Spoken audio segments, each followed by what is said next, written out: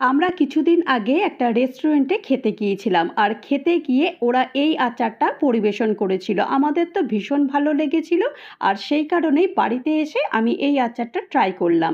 তো এখানে একটা ফ্রাই প্যান বসিয়ে দিয়েছি, আর এখানে জিরে, মৌরি আর সাদা সর্ষে আর একটুখানি মেথি ভালো করে রোস্ট করে নিয়ে তারপর এটাকে গ্রাইন্ড করে নিয়েছি। এরপর কালো জিরে আর পরিমাণ মতো নুন দিয়ে দিয়েছি, বিট নুন দিয়ে দিয়েছি, আমচুর পাউডার দিয়ে দিয়েছি, আর হলুদ গুঁড়ো দিয়েছি, আর একটুখানি হিং দিয়েছি। হিং দিলে এই আচারটা বেশ অনেক দিন থাকে আর গন্ধটাও দারুণ হয়। এরপরে একটু তেল দিয়ে ভালো করে এটাকে মশলাটাকে মাখিয়ে নিয়েছি।